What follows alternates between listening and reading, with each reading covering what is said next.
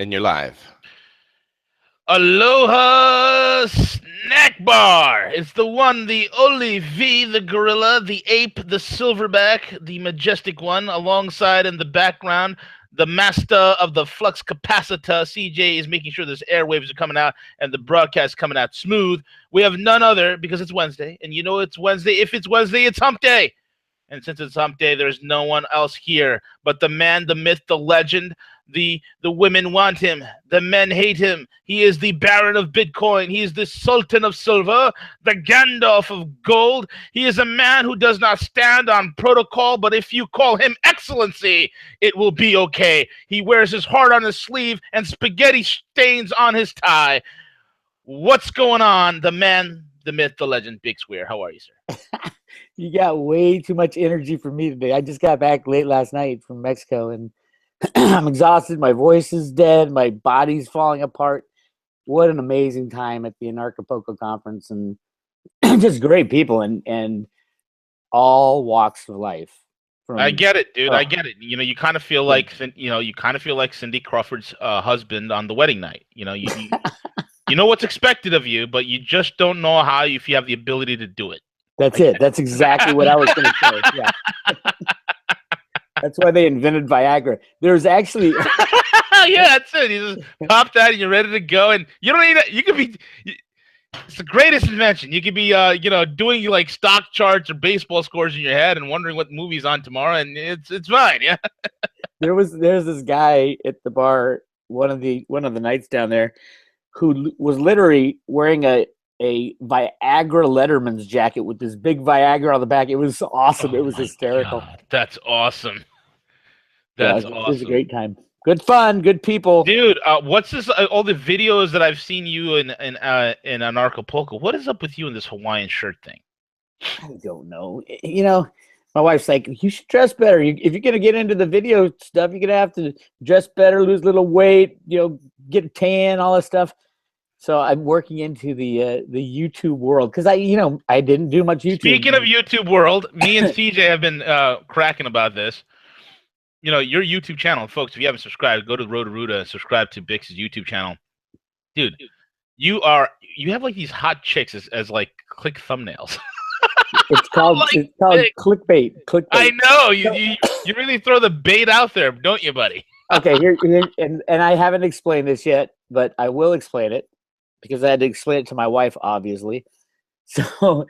So okay, I just built the YouTube channel, just finally going on and posting stuff, and I do get some people will say, "Bix, this is so beneath you," blah blah blah. First of all, I would like to say that for every one person who drops, I get 50 new subscribers. Exactly. And if it takes that to get them to click on the information that I'm giving out, I will do it all day long and not apologize for it at all. And I mean, the pictures aren't that bad. They're a little racy at times, but they catch the eye. They're very tastefully done. Yeah, they're going to click on it. Very tastefully done. And and if they're looking for soft porn or anything like that, they're not going to find it in the stuff that I release. Exactly. Although I was looking pretty good, on the balcony down there in Acapulco, don't you think?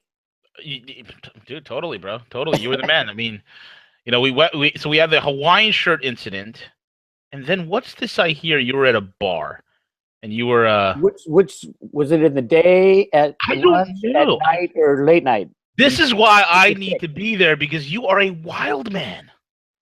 I wasn't as wild as the people I was hanging out with. I'll just leave it at that. Golly, it really was anarchy, man.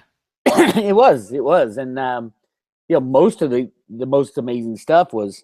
I mean, you've looked just looking at the people. On Friday, it was the economics conference, and the rest was all about changing the world. The economics was about changing the world too. It was right. Jeff Berwick, Bill Murphy, David Morgan, Gus Demos, Roger Ver was there with the Bitcoin Jesus. Love that guy. I heard about the little tiff you got in there with him. No, not with Roger. That was Tone Vay. Oh, you got it in with Tone, huh? Oh, Tone's a.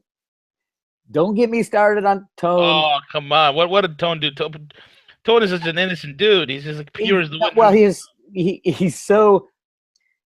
He has a moral compass of a dung beetle. Oh man. He's a trader, And I got into another discussion with him at the bar late night. And he jumped into one of my discussions and he said, "Oh yeah, you got a short silver here and there." I go, "All right, Tone, say the manipulation ends. I know you don't believe in manipulation. You're so smart, you can ride their waves and you know exactly when they're gonna, buy and sell. But say you're short and all of a sudden the price of silver goes to $100 and you lose 3 times your life savings. What are you gonna do then?" He says, "Well, that's not my issue. That's the brokerage house's issue." And I said, "Well, they'll come after you for what you owe them." And he's like, "Well, all my assets are hidden in Bitcoin. Nobody knows I have anything." I go, "You are just a slime bucket." Well, It might have been the beer talking, might but have I been. don't think it was. I don't think it was. I'm not a fan of Tone. And I know a lot of people like him. Great, go for it.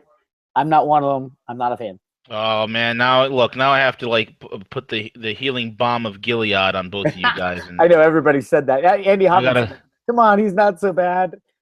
He, You know, so you know. I think I get rubbed the wrong way because probably because he worked for Bear Stearns and JP that's what it Morgan. is. That's what it is. That's why I need to be there, man. I could be like the guy who mediates. I could be like your public relations guy. Yeah, if I ever Keeping so you don't go too crazy. We don't want people getting hurt here, Biggs. if I ever sit down with Tone and have a nice calm discussion, we're gonna have V as the mediator. That's it. That's Or maybe we can make make that happen. We can make that happen. We can make or that happen. referee.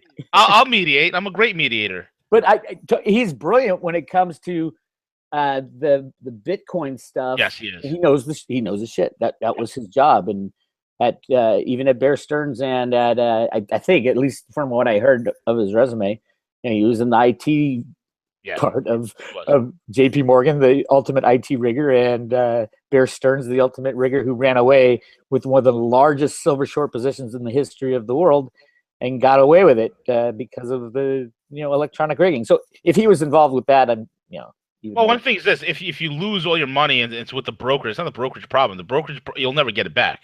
Period. Well, it's the moral compass of someone who believes that. If it's if I owe someone something and they can't get it from me, well, too bad for them. It just irks me and rubs me the wrong way. And probably the reason in the Bitcoin world, they're fighting over. Yeah, well, it's the scaling controversy. Yeah. That's what I'm saying. Thing. And there's one side is segregated witness. They call it SegWit. The other side's Bitcoin Unlimited. SegWit is the big mouthpiece of that is Tone Vaye. Obviously, there's he's pretty smart on it, but I think it's a horrible choice for a mouthpiece because he rubs so many people the wrong way.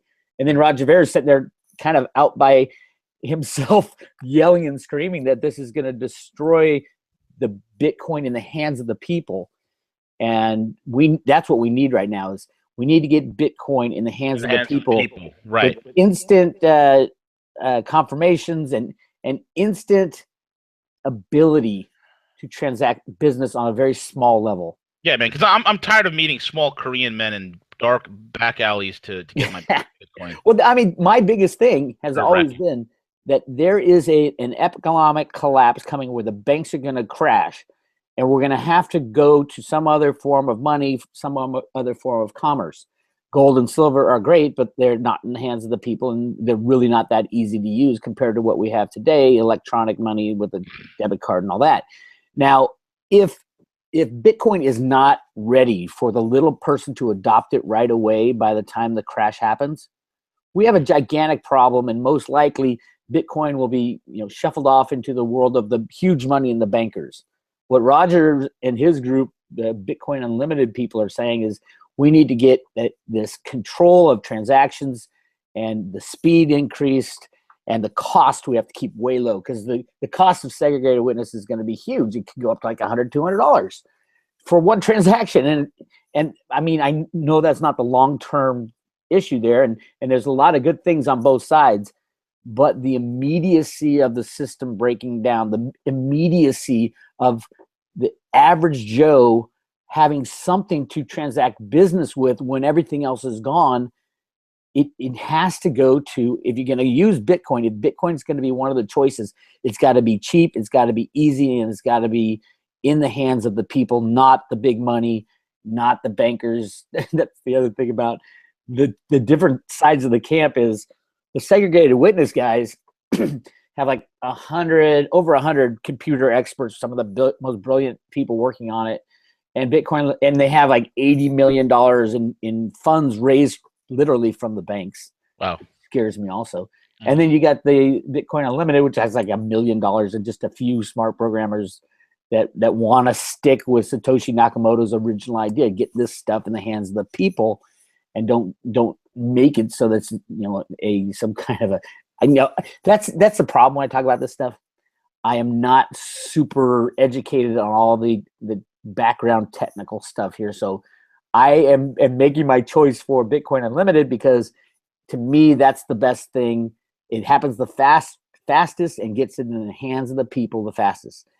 So yeah, these conversations were going on at the bar, after a long night of drinking tequila. So you can just imagine where they were going. And some of these guys are brilliant. So yeah, it was a great time. That's awesome. One day, me and CJ will join you, and we two will throw back these next year, not one day. Oh, no, next year. Next year we will be there. The Guerilla will have his hairy beach body on go. By the way, you are fairly famous down there too. Everybody's like, "Oh my God, I love the Hump Day interviews. They're great. When's V gonna show his face and get down here and all that?" So yeah, next year you're going. You don't have one day anymore. I'm gonna show up there with my Daft Punk helmet on. I'll give you one year. Dude, I'm there. Dude, I'll be there. Otherwise, I'm gonna bust your balls up there. Bro, Road to Ruta and Rogue Money will be representing hardcore down in Anarchapulco. We'll do a Hump Day on stage. We will. We'll do a Hump Day on stage, and it'll be kick ass, and people will love it. We'll have CJ on because he's the master of the flux capacitor. I'll have the 2 turntables and 2 mics ready for you guys. Oh, that's gonna be awesome. And there was all that too. I mean, only Friday was really finance, and then there was a Bitcoin day, and Luke what's his name? Radowski. He was down there. Brilliant guy. Balls of steel. Adam Kokesh. Yep. Who else? G. Edward Griffith was there. Wow. G. Edward. Oh my God. Down. He's classic. Yeah, some of the old school guys, G. Edward and Bill and David Morgan. Sorry guys, I'm calling you guys old school. I'm old school now. That's the amazing thing. 15 years ago when I was going to this, Silver Summit and stuff like that, I was just a kid. Yeah. And now I'm like, looking, who's that old guy over there talking about conspiracies in the silver market, in the Bitcoin market? Hey, how old are you now? I'm 52. No way, dude. I thought you were in your 40s. Thank you. Dude, you look great. Yeah, it's not the years, it's the mileage. And folks, your mileage may vary. Yeah, so, oh my God, just amazing time talking to these people and listening to what they had to say. And it's a bunch of people trying to change the world in their own way. And that was just really cool. That's awesome, man. That's awesome, man. Next year we'll definitely be there, man. Yeah. Hey, everybody out there, write that down. CJ and V will be at Anarchapulco next year. Okay. We will be there. We will be there. We are coming out of the closet. Once it gets not in a gay way. We're coming out of the closet, but not in a gay way. Not that we have anything against gays. Once it gets out on the internet, there's no pulling it back. So yeah, that's a commitment. That's it. And then everybody will know what the glorious Majestic Apes looks like for real. Not the rumors, hearsay, and speculation. But the actual... you're probably going to have to do a little manscaping before you get down there, don't you think? A lot of manscaping. I have my weed whacker ready. And I'll have CJ fire up the weed whacker and give me a trim before we leave. You want to get a lot of views on YouTube, you should film that We'll stream it live. We'll do it live, CJ. Hey, V, you talk a lot about going live, but we still haven't seen you. It's coming. I'm waiting for the rollout because we're gonna do it all together as a whole entire thing. It'll be fun. You'll see. It'll be global. It'll be a global type of telecast event. It'll be great. It definitely will. And after we do the Anarchapulco, you and I definitely got to broadcast from Times Square, bro. That's definitely that game. You got to do it. Maybe this summer. Yeah. Yes. All right. With that being said, let's get into it, man. Embedded CIA, NSA spooks. Where were they embedded? Well, this goes way back. With me, I kind of have a sense of people when there's something off or something different. It used to happen all the time. This was an Anarchapulco. There were some embeds. Oh, there always is. When you're talking about conspiracies and like at the Silver Summit or any of these things, there are always some in there, and you can tell kind of who they are well, I can. You kind of get a weird vibe from them, and their questions start steering in a certain way, and right away, I something clicks in my head. I'm going, ooh, I don't know about this guy. I think I better watch what I say, because a lot of these guys are seen as enemies of the state, truthfully, because they're advocating non-compliance a lot. Right. So the CIA and the NSA and everybody involved with keeping this, keeping an eye on what these people are doing are there. And they, they'll look and act and talk like, I'm sure some of the speakers are actually, undercover guys. It just happens. And I, when I was talking to people, I kind of knew which ones were which. And I might've gone to dinner with one of the nights, and he knows who it is, and he's ex-military. But I don't see a problem with it from what Road to Ruta does. I don't advocate anarchy. I don't advocate anything but returning to honest markets and honest dealings with people. And the government is going to be tyrannical.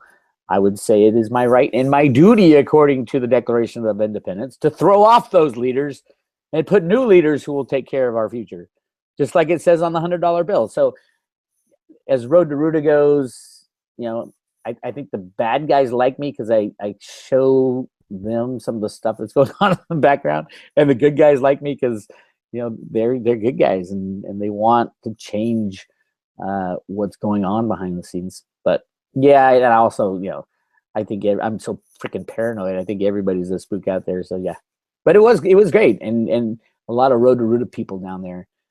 So I got to talk about Ruta and where it came from, and I brought out the night vision goggles, and we tried to look for aliens, although there was too much light pollution at the place we were staying. But people got to see it and brought out the comics, and everybody's like, oh my God, it does say 11 plus 9 in that Federal Reserve Bank comic book. Why did they do that? Go to roadtoruta.com and you'll figure it out. Absolutely, man. It's pretty interesting. You should have done the Doug Casey method. You know what, Doug Casey, whenever Doug's out there, and I love Doug. Doug is just a wild man. He will just literally stand up there on stage and go and take a mic, talk to the audience, and say, "Hey, if there's any government agencies working for such and such agencies, we need you to stand up right now and leave." And they literally would stand up and leave. You ever done that? I haven't done that. And theoretically, it's like when a John picks up a hooker who's undercover. Apparently, it's like if you say, "Are you an agent or of the federal government, or are you associated with the police department?" By law, they have to say, "Yes, I am." I would assume that's what he's doing, but I don't see. I mean, these guys are so deep undercover under their dreadlocks, you wouldn't know they were working for the CIA. But that was the cool thing. Half the crowd was dreadlocks and ripped jeans and sandals, and the other half was business suits and everything from the top to bottom. It was in there, and the people were fun. Yeah, it was great, good time. Which brings us to the silver discussions and fixing Mexico's problems. Yeah, I talked about this. In my presentation, I talked about Ruta and where Ruta came from, the term Root A, and then showed the Federal Reserve Bank comic books and how they all fit together, with Alan Greenspan being the original designer of these computer programs in the 60s and why he fit into that project. And then I went through what's going on with the price of silver and how it's rigged on the comics. Last year, comics volumes were up 41% to 100 billion ounces of electronic silver traded last year on the comics, which is just completely ridiculous. So I went through all that. And then I got to, because we were in Mexico and because Mexico has been in the news because of Trump's illegal immigration stance and all that, and building the wall and who will pay for the wall, I went through a slide that talks about silver and what the Mexican people are, how abused they're being by these silver manipulators. In 2016, for example, the Mexican silver production was 180 million ounces. They're the largest producer of silver in the world. And 70% of that is exported. And you just start thinking about it, and it's like, oh my God, how rich would Mexico be if silver wasn't manipulated? and I went through kind of at some point it's going to be 1-to-1 with gold. I have no doubt it'll probably be $5,000 to $10,000 each. But just imagine how well off the people in Mexico would be. And in driving through the Acapulco, you got your resorts, and then you got your people who are like still starving and begging for jobs and money in a country that's sitting on the #1 silver producing country in the world. Since 1900, Mexico has exported over 20 billion ounces of silver. In the history of history, there's only been 60 billion ounces of silver ever mined, ever brought up above ground. So Mexico, this one country that we think is, it's not the poorest country, but it's definitely not the most wealthy country, it has given away 1/3 of the wealth in silver. They could be the richest country by far. Yes, they would build the wall. Yes, they would pay for it because they'd want to keep Americans out because they'd have all the money and everybody be flocking back into Mexico who are illegal immigrants here because there would be so many jobs, so much economic activity associated with having the richest resource in the world in the ground. And yet their Mexican leadership is not doing anything about the manipulation. Well, they're all into narcotics, man. The Mexican leadership are so in bed with the narcos, it's not even funny. Well, Trump could end that tomorrow by legalizing drugs. Yeah, exactly. You legalize drugs, and you don't have to send soldiers into Mexico to take out the leaders of the narcotic gangs. It would end overnight because there's no money to be made there. Yeah. Right, exactly. I mean, and that's the two things I said. If you want to fix Mexico, 1, stop silver manipulation, and number 2, legalize drugs in America so that the bad guys, what did Trump call them? The bad hombres. What? The bad hombres. Yeah, the bad hombres. There would be no more bad hombres because they wouldn't make any money. I mean, the solutions are so simple, and all it takes is Trump standing in front of a podium and saying, well, here's what happened with silver manipulation. It got out of hand and we had to control it for the last 50 years, but we have decided to let the price of silver trade freely. Boom, price of silver is $1,000, $2,000. Mexico says, "Oh, we're the richest country in the world. We're going to take care of our people. We're going to solve all the economic problems that the people of Mexico have." The governments, they ride around in their limousines, but the people are still starving and living in squalor in Mexico, and that can change overnight if you let the silver price go. Oh, absolutely, bro. And the other thing is this: Mexico has basically almost triple the mineral wealth of the United States. Their mineral wealth they're extremely wealthy in minerals, man. There's such key vital minerals. Uranium's in there. You have I think molybdenum in there. You have rhenium. There's so many rare earth strategics. I mean, it's all there. No one's doing anything because it's being sold off internationally. China's buying it. They're selling it off here, and the elites are pocketing the money over there. They're being It's very exploitative what their government's doing. Their government's doing exactly what every other globalist government is doing, which is basically sell off the actual wealth of the people for for whatever kickbacks they get, man. It's terrible. You're correct. Exactly. And the reason that they don't know it, or at least most of them don't know it, is because when they sell this stuff, it's the real stuff. It's the real metal. It's the real mineral. It's the real oil. When this stuff is priced, it's priced with derivatives and computers on the COMEX and the LBMA. That's the problem. Yeah. Silver should be sold as physical silver. COMEX and the LBMA should go away. Literally. Electronic derivatives of commodities should be made illegal. And you'll see real pricing one day. And everybody says, oh, well, how will you hedge a business and all that? Well, first of all, 99.9% of the miners don't hedge anymore. So that kind of takes out that part. And then you got jewelers and you got, what else? Fabricators. Yeah, a little bit. I put up a slide from Jeffrey Christian's CPM group that he says, well, there's 3 billion ounces that need to be hedged every year. I think that's a ridiculous number. And I showed that the Silver Institute had completely differing numbers than Jeffrey Christian. But even if it was 3 billion ounces of physical silver needed to be hedged. Why is 300 billion ounces trading? And that's where the price is determined, on the electronic exchanges, and not in the in the transactions that happen when Mexican miners pull their silver out of the ground and sell it onto the world market. Two completely different kind of philosophies and attitudes, but one sets the price. The electronic futures and options, and the LBMA, which is also futures and options, because they trade 129 billion ounces of silver every year. And remember, they're pulling out maybe 1 billion ounces out of the ground every year. I think it's 800 million ounces out of the ground. Why every year do they need to trade 300 billion ounces of electronic derivatives? It's to rig the price. And it's only a handful of banksters who create probably 95% of that volume, which is insane.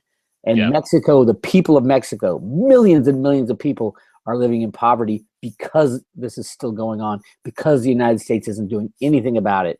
And it is all our fault because of the computers that Alan Greenspan invented to rig the prices of everything. Yes, he kind of did it as an altruistic way to, to take out the bankers, but it's gone on way too long, and they need to end it. Trump needs to raise his hand and says, I'm the guy who's going to press that red button and end silver manipulation. Sorry, I'm on my... See, this is what I was screaming about at the bar, and my voice is just so hoarse right now. Man, it's speaking of manipulations, man, you see that Bitcoin and gold are approaching the cross. The cross. The cross of freedom, the cross of liberty, the cross of financial security. Well, yeah, there were obviously a lot of they had a whole day just only Bitcoin stuff going on down there, because Bitcoin is the currency of the anarchapulcist. Yeah, I'm sure. Anybody into anarchy, it's all the cryptocurrencies. Bitcoin. Ooh, look at that. Well, we should have Peter Schiff speak there next year. Peter reminds me of like Jim Sinclair. Yeah, guys I love. A couple guys I love. Both of them hate Bitcoin. Both of them are too stuck in their ways to understand Bitcoin. Exactly. Fine. You know what? Peter's like a used horse salesman trying to sell you a horse in the age of cars. Yeah, well, and I love Pete. I respect him. Just like, Pete, come on, man. I'm like, no. Has anyone sat you down, explained to you how this works? Like, I gotta reach out to Pete, and but you know what? Now he's on the whole gold money swing. So whatever. Oh, yeah. Anyway, I know where they're coming from. When Bitcoin first came out, I was like, no, because I was a hard mellow guy, just like they are. We fought the same battles for years and years, but the world changes, and unless you get on the boat when the tide's going out, you're going to be left on shore, and that's exactly where Peter is right now. That's exactly where Jim Sinclair is right now. As Bitcoin is becoming stronger and stronger, not only in price but on infrastructure and the building out the back rooms of what Bitcoin needs to go global, where anywhere on the street you can transact with people with a bump of a cell phone. And it doesn't have to go through any central bank. It doesn't have to. Yeah, gold's the same way, not the same, but similar, except gold is concentrated in the hands of a few right now. With Bitcoin, you can get it out there, and it's not as concentrated as people think. It is concentrated, but those people will sell their Bitcoin. Satoshi Nakamoto has the most Bitcoin right now, and he can solve this whole problem between the scaling issue with one email from his, they know what his email address is or server or whatever it is. Mm-hmm. He actually came out after he left the scene. He actually came out when Time Magazine, I think, did an article about they found this guy named Dorian Satoshi Nakamoto, who I think was also involved in Bitcoin, and they used his name for that paper. Version of his name. But I think there's no doubt in my mind the CIA was in it from the beginning. The good guys with the CIA. I know that people don't think that there are good guys and bad guys, but I can guarantee you the battle is going on behind the scenes. The people who put Trump where he is were able to do that because the good guys have won behind the scenes, and the good guys were involved with the creation of Bitcoin. I don't think it was just one guy. I think Alan Greenspan was heavily involved if not the Satoshi, which that was a radical claim anywhere because I'm the only one guy who's ever said it. But then again, who was the most prolific and the biggest expert of computer programming in the 60s, 70s, and 80s? It was Alan Greenspan.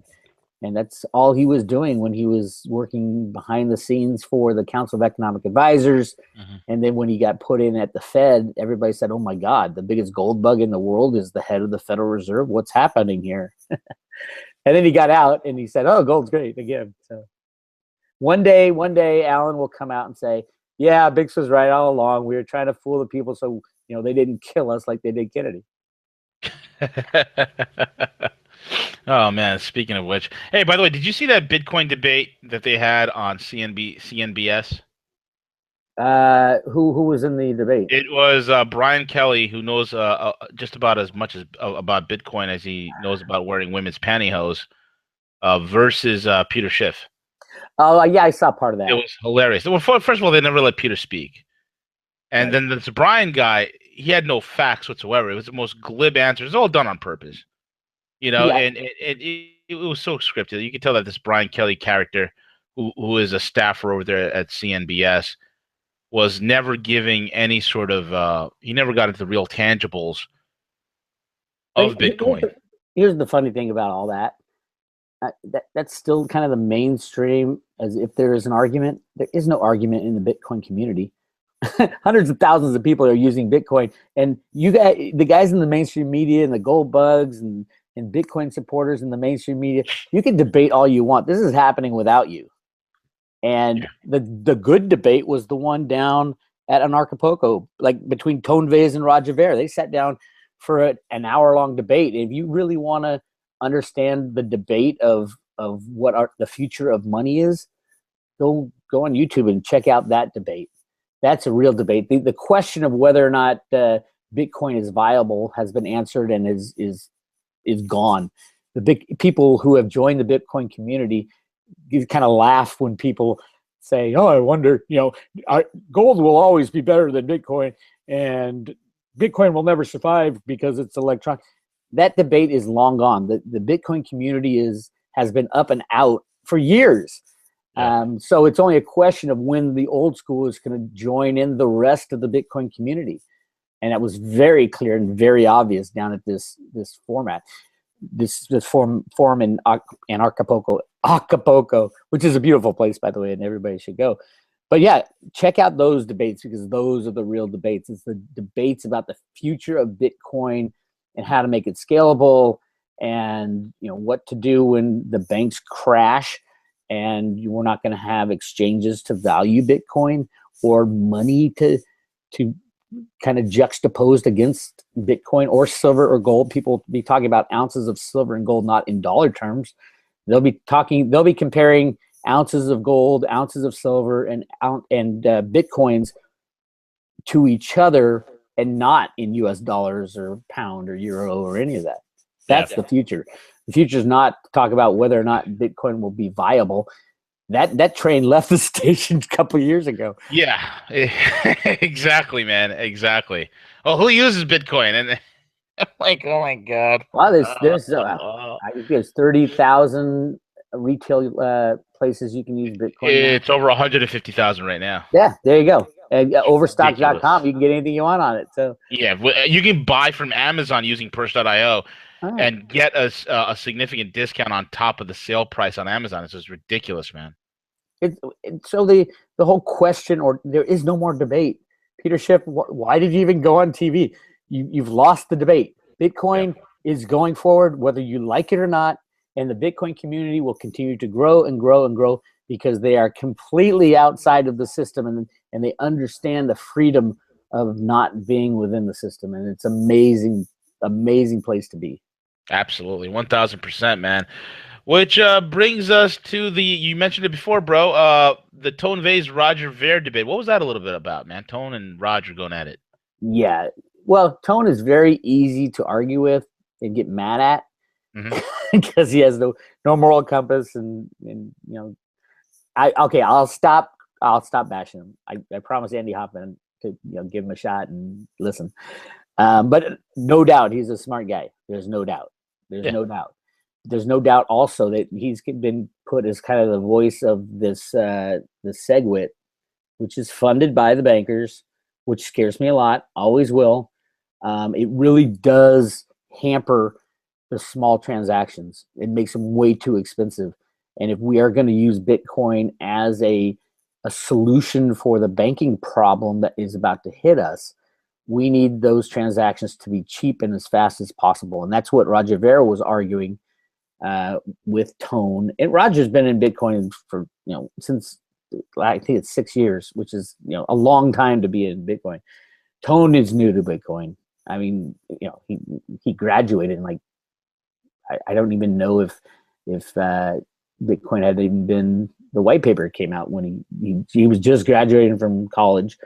But he didn't get into Bitcoin until later. And a lot of these people who say, the segregated witness people who say, oh, Satoshi didn't know what he was talking about. He wasn't the best computer programmer, blah, blah, blah. Yeah, I get it. But Satoshi was very clear that this was a libertarian type of thing. He wanted it in the hands of the people, not in the hands of 100 computer experts who are working on something that will jack the fees of individual transactions through the roof. That's why Roger's so pissed off. He wants every Tom, Dick, and Harry to be able to go down and buy a cup of coffee with a Bitcoin without being charged $100 in fees. Right. So Bitcoin Unlimited is the thing. Now, it's very dangerous for me to get into a discussion about which is better or which is worse. And if you watch the debates, there was a couple debates down there that Roger Ver was in. But if you watch the debates, you'll see why it's dangerous for me to talk about it. I don't know what the hell these guys are saying. I can tell you right there. I can tell you anything you want to know about COMEX trading and manipulation in markets and even manipulation in the Bitcoin markets in China.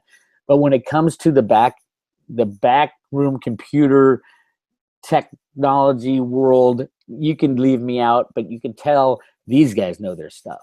I mean, absolutely know their stuff. Roger is a brilliant guy. That's why they call him the Bitcoin Jesus. He's been fighting for the people. He's been fighting to get Bitcoin to a place in the hands of the people where it's quick, it's easy, and it's inexpensive to adopt as a solution to the criminal monetary system we have today. And if segregated witness wins out in this debate, which I don't think it will, I don't think they have enough time and all that. But if it did, it would cost a lot more. You wouldn't see anybody going to get a cup of coffee using Bitcoin.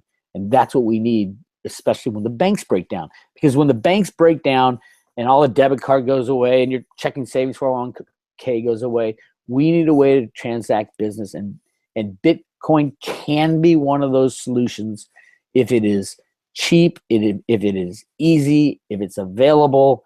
And segregated witness doesn't do that. It will be very expensive to do the small transactions. So yeah, that's my takeaway. Now, there's also good stuff that goes with segregated witness and all that, and I can't explain this to people because I don't know it myself. And truthfully, it would take a couple years of studying for me to get up on this stuff, and it's not my interest. But you can watch those debates, and they get heated. I mean, there's no doubt that Roger's pissed off, saying you guys are going to ruin Bitcoin for the people. Yeah, Bitcoin will be fine for the large transactions, but we want it in the hands of the people. It was always supposed to be in the hands of the people. I think if this debate goes one way or the other and it gets down to a decision that Satoshi doesn't like, I think he'll come out and send a little email and say, that's bullshit. Here's what you do. And if Satoshi is actually Alan Greenspan, I want everybody to buy me a cocktail in celebration that I called it right. Yeah. CJ, you're saying something?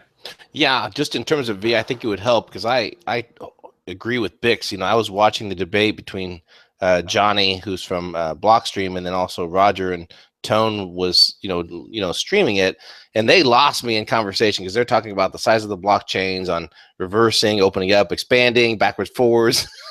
Oh, it's crazy. And all the technology that's involved with it. And I think it'd be helpful for someone to help moderate. And that's something I had asked Tone to do, because Tone and Roger are both very intellectual. They both get it. They both understand it. But I think it would help to have someone moderate that can break it down to layman terms so that the average, knowledge Bitcoin person can kind of understand the differences that are there in opinion. As a matter of fact, I'd actually recommended to Tone to get him and Roger on and let V do that exact same thing.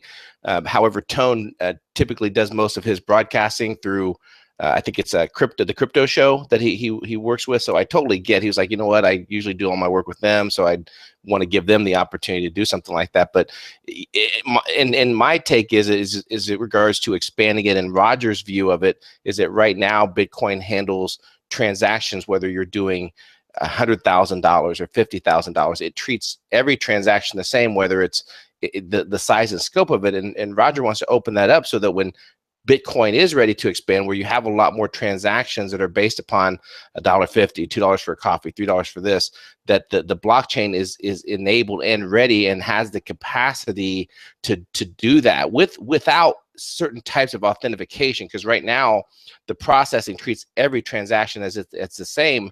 And again, I don't want to speak for Roger, but I think what he's saying is that it doesn't need that. If it can speed up the paradigm and say that it doesn't have to wait to verify a $1 or $2 transaction just to get authorization to pass through the blockchain a lot quicker, then let's open it up, almost open up the bandwidth to make that happen. And to those that are very knowledgeable blockchain, they'll be like, well, that's not the right word to use. And I get that, but I think it'd be nice to have that conversation, V. So maybe we could try to do that at some point in the future. Yeah, I totally agree, man. I think it'd be a great idea. 1000%. What say you, Biggs? Yeah, do it. I'm not in on that conversation. Are you kidding me? I'd get destroyed. But yeah, I mean, the whole concept. I'd like to take the bigger picture, and the bigger picture was Satoshi wanted Bitcoin as a tool in the hands of the people. I agree with that. And whichever side is more favorable to that in a very short time frame, because if the financial system crashes in the next couple months and segregated witnesses in place, nobody would be using it because it would cost too much. Yeah. To do a transaction. So maybe long-term segregated witness has a lot of benefits. I see that. I don't really see it. I'm told that. But I think on the short term is what should be extremely urgent for everybody, knowing what's about to happen to the banks, knowing that you're not going to be able to go to your ATM, knowing that we're looking for a solution. And if Bitcoin costs, $10 to buy a cup of coffee, if it costs $10 in fees, which segregated witness could go to $100, $200. But if it is not a viable solution for the everyday person, that is a huge miss on the side of what Satoshi was going for, trying to get this form of money and a means of exchange in the hands of the people. And it could be done. And I think Roger's ideas and the Bitcoin Unlimited gang who are only funded with $1 million, and the other side has 80 million from the bankers, that gives me another reason to say, hey, this needs to get the hands of the people, not. I agree. Not the banks. These guys. Oh, you don't want to give it to it defeats the whole purpose. And I think the Bitcoin community is savvy enough to recognize that. Yeah, but I don't think segregated witness. I don't think they understand how close we are to this monetary implosion where we'll be looking for another tool. Yeah. And if Bitcoin is not that tool, it's very easy for the bankers to say, well, you got nothing else, so let's just restart and reallocate money, and we can fix this with special drawing rights or anything stupid like that. I hope at the time Bitcoin is ready to go big time, and I think Bitcoin Unlimited is the way it could go big time. With people, ease of use is what I think Roger was talking about, and the funny thing is, every time he talks to these other guys working on segregated witness, he's like, how often do you use your Bitcoin? How often do you even have a Bitcoin wallet on your phone? And these guys don't even have a Bitcoin wallet. They don't use it. They're looking at the big transactions and hoarding their Bitcoin and things like that. And Roger's out there every day doing thousands of transactions. So, and his people, and that's what the beauty of Bitcoin is. It can get into the hands of the people when we need it the most desperately, which is when the banks crash. Yeah, absolutely. Absolutely. Which brings us to the final thing, man. What's going on with Cliff's latest woohoo thing? Wujo. Well, Wooja. Wujo is something different than the woohoo or now I can't. Yeah, I messed you up there Yeah, purposely. you did. The That's a little woo-woo. NLP technique, little Oh my little God! Jedi mind trick on you, Bix. There's the woo-woo world, which is the officially unexplained stuff. He calls it the space goat fart entity, Space Ghost. just because it's so far out there. But some of that stuff is coming true down in the Antarctic. He's been having the Antarctic revelations in his data for years, and now with all this action going, they're sending so much in supplies down to the Antarctic. It's crazy. And there's only supposed to be like a handful of scientists down there, but there's all kinds of like landing strips. There's so much going on down there. And supposedly Trump is going to start announcing one of these days, as soon as he gets the high level pedophiles and all that. But according to Cliff, he's got a new report coming out. I think either Friday or Saturday, maybe. It might be out now, but I was in Mexico. And yeah, it's good. I think it's going to be a good one, a really interesting one. They all are to me, though. Cliff's so brilliant. A lot of it has to do with water issues, like maybe a dam breaking in California. Or You're not anywhere near there, are you? I mean, I know that you are running all the well, gang. everything is near. The problem is the chaos that it would cause. Yeah, fuel, food, and all that stuff. With food, but with the power grid, it would take Yeah. out of the power grid, and For you guys, right? Well, I think if you look at the whole United States, there's these gigantic grids that you can have a big power outage in one area that kind of shuts down the whole East Coast. Yeah. We've seen that before. Yeah, except for those Texans, they're lucky. They have their own grid separate from the rest of the country. Well, I have a solar. A portable solar generator from. Yeah. We heard about your portable solar scooter.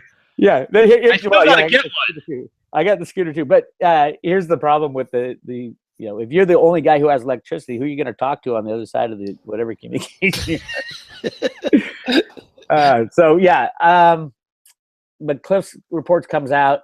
I got a couple emails from him. He was jealous that he wasn't at the Anarchapulco place. I could tell in his voice. Because he would have loved. They would have loved him if we can get Cliff to travel down there next year. Mm-hmm. I would. I tell him I'll take care of his flight and his food, and he doesn't drink, so I'll drink his tequila, his share. And me and CJ will be there next year. If you get Cliff Fi to come along, that'd be awesome. We'll do a gigantic show, and we'll all drink Cliff's tequila. He can drink vicariously through us. Well, maybe we can. A better idea maybe for Cliff is to have a live simulcast where he talks to the crowd. That would be cool. That'd be great. But CJ will probably drink us under the table, Bix. No, oh, yeah? I can't hold my liquor for worth of crap, dude. I am not. Me and hard liquor do not mix. I just don't have the biology for it. I don't know what it is. I'm good with beer. I can do like vodka, but any of the harder drinks, man, 1, 2, I'm done. I'm like, woohoo! Well, I'm like a happy drunk though, bro. I'm like the most joyful every person drunk in the world. Thinks they're the happy drunk. I literally am. We should secure a timeshare down there. Get it for 7 or 8 rooms and everything, and get us all there. Airbnb, CJ. Airbnb it, baby. Yeah. That's what we do. My family is a drinking family. We, all my brothers are in the liquor industry. My father owns a vineyard, and so yeah, it's just part of our way of life, and we have fun. Although I've told my lovely wife Amy, I said, all right, I'm gonna take a little break from drinking, so we'll see how long I go, because that just partying hard takes a wear and tear on your body, and I don't even know how Jeff Berwick is still standing right now down there. Jeff Berwick is not human. I'm pretty sure of that. It's awesome. But yeah, I'm gonna go on the wagon for a while and see how that goes and start working out. I got to get my body back to where something livable. Make sure I'm around for a longer amount of time. Yeah, you and me both, man. I'm feeling mortality at the age of 37. Yeah.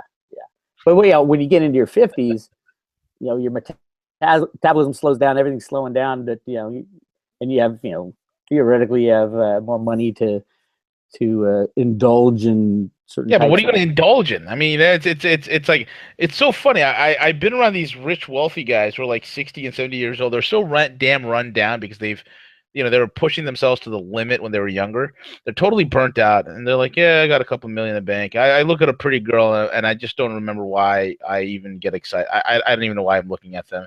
I'm like, dude, what is the point? Yeah, I mean, there's a